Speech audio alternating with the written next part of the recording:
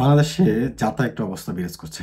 ৫ই আগস্টের পর এই পর্যন্ত বাংলাদেশের নতুন রাজনৈতিক দলের আবির্ভাব ঘটছে। প্রতিদিনই ঘুম থেকে উঠলেই দেখি নতুন রাজনৈতিক দল আসছে। রাজনৈতিক দলের এত আবির্ভাব বা উত্থান আসলে জনগণ কয়টা দলের নাম জানে? তথাকথিত যে রাজনৈতিক দলগুলোর উত্থান হচ্ছে এগুলোর ভবিষ্যতে বা কি? একজন বলেছিল যে বাংলাদেশের রাজনীতিতে যদি অর্থনৈতিক সুবিধা না থাকতো, অর্থাৎ টাকা আয়ের পথ না থাকতো, তাইলে বাংলাদেশের কোনো রাজনীতিবিদ খুঁজে পাওয়া যেত না। কথাটা কিন্তু বাস্তব সত্য। রফিকুল আমিন ডেস্টিনির যিনি এমডি ছিলেন বা ডেস্টিনির মালিকই ছিলেন বলা চলে, তিনি রাজনৈতিক দল করেছেন। তাও আরেকজন থেকে চুরি করে দাঁড় করা এক নাম তার রাজনৈতিক দলের নাম। কারণ আমজনতা নামে অলরেডি তারেক, মিস্টার তারেক, যিনি আম তারেক, মধু তারেক নামে সর্বাধিক পরিচিত, তিনি আসলে তার যে রাজনৈতিক দল সেটি আমজনতা নামেই সেটি জানি। কিন্তু হঠাৎ করে রফিকুল সাহেব তিনি আমজনতার আগে লাগিয়ে আরেকটি রাজনৈতিক দলের আবির্ভাব ঘটিয়েছেন এবং তার এই রাজনৈতিক দলের ভবিষ্যৎটা কি? তিনি একজন দণ্ডপ্রাপ্ত আসামি। তিনি তার বিরুদ্ধে মামলা রয়েছে। তিনি মানুষের কোটি টাকা আত্মসাৎ করেছেন। তার বিরুদ্ধে এমন অভিযোগ আছে। তিনি আসে রাজনৈতিক দল খুলছেন।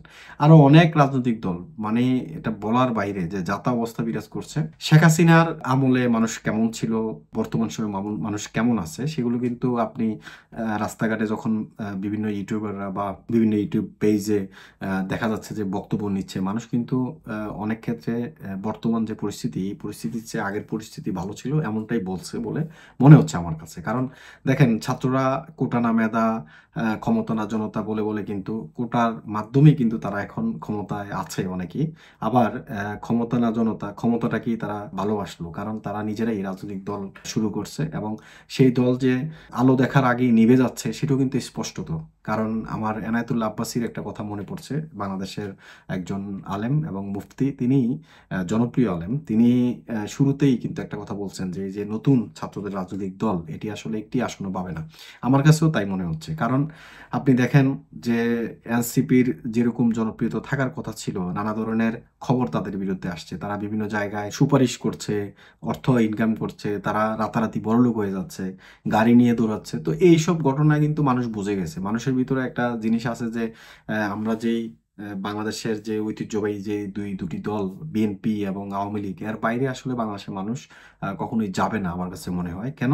কারণ নতুন আরো অনেক দলই হয়েছে, কিন্তু ওই সমস্ত দলগুলো আসলে মাঠেই মারা গেছে, একদম জায়গা পর্যন্ত আসলে তাদের কোনো ভিত্তি নেই। আরেকটা বিষয় হচ্ছে, যেটা বলছিলাম, শেখ হাসিনা ফিরে আসবে কিনা। সামাজিক যোগাযোগ মাধ্যমে দেখবেন শেখ হাসিনার যতগুলো অনলাইন মিটিং হচ্ছে বিভিন্নভাবে আওয়ামী লীগের নেতা কর্মীদের দ্বারা, সেই সমস্ত মিটিং এ শেখ হাসিনা স্পষ্ট করে বলছেন যে তিনি ফিরবেনই এবং তিনি এসে ক্ষমতা নিবেন, তিনি বিচার করবেন, তিনি এইসব ধরনের কথা বলছেন। শেখ হাসিনা আসলে ফিরবে কিনা, আর যদি ফিরে সেটা কেমন হবে, সেটা যারা ২০০৬ সালে আওয়ামী লীগের লগি বইটা মিছিলের কথা মনে আছে কিনা আপনাদের জানি না, সেই আওয়ামী লীগ রাজপথের আন্দোলনে কিন্তু অনেক সক্রিয় এবং শক্তিশালী একটা রাজনৈতিক দল। বিগত ১৫-১৬ বছর আওয়ামী লীগ ক্ষমতায় ছিল, বিরোধী দলরা নানাভাবেই চেষ্টা করেছে আওয়ামী লীগকে ক্ষমতা থেকে হটানোর, কিন্তু পারেনি। কারণ রাজপথের যে আন্দোলন, সেটা বিরোধী দলের যারা, মানে অর্থাৎ আওয়ামী লীগের বাইরে অন্য দলগুলো, সেই শক্তিটা আসলে অতটা নেই।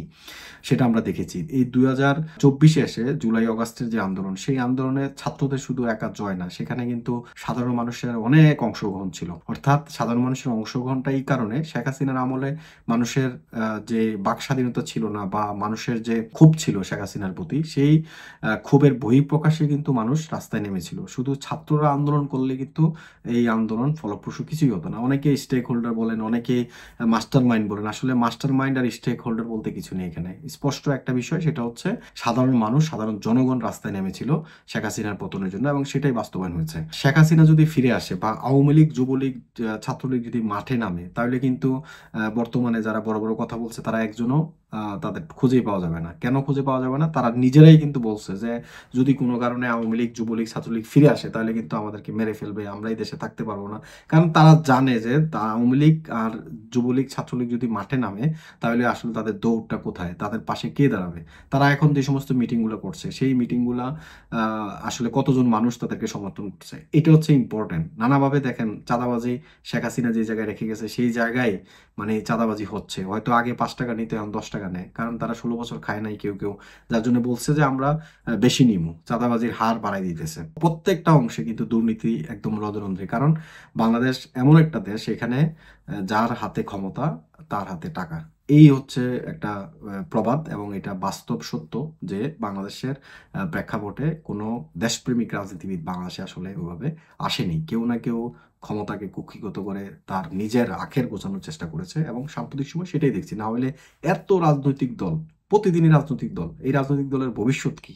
তো সুতরাং বাংলাদেশে একমাত্র প্রবাসী ছাড়া আর দেশপ্রেমিক লোক খুঁজে পাওয়া কঠিন হয়ে যাবে। কেন প্রবাসী ছাড়া বলছি? এই জন্য আপনি যখন বিদেশে আসবেন তখন কিন্তু আপনার দেশের প্রতি মায়া মমতা বোধ থাকবে এবং আপনি দেশকে কতটুকু ভালোবাসবেন, আপনি দেশের প্রতি আপনার কতটুকু আপনার ইয়া আছে সেটা আসলে বিদেশে না আসলে বোঝা যায় না। বিদেশে যখন আপনি আসবেন তখন অটোমেটিকলি আপনার দেশের প্রতি মমতা বোধ চলে আসবে। আর বাংলাদেশে থাকলে আপনার জীবনে এটা হবে না। তাই প্রত্যেকটা নাগরিককে বিদেশে পাঠানো উচিত 5 বছর করে বাধ্যতামূলক, যে কোনো দেশে। তাকে 5 বছর পাঠাইলে পরে তার পরিবারের প্রতি দরদ বাড়বে, সমাজের প্রতি দরদ বাড়বে, দায়বদ্ধতা তৈরি হবে এবং রাষ্ট্রের প্রতি তার যে একটা কমিটমেন্ট সেটা বাড়বে। এটা হচ্ছে আমার বক্তব্য। এমআইবি সংবাদ ও সংবাদ সংশ্লিষ্ট অনুষ্ঠান দেখতে ভিজিট করুন www.mibtelevision.tv ও facebook.com/mibtelevision.tv এবং সাবস্ক্রাইব করুন youtube.com/mibtelevision এ।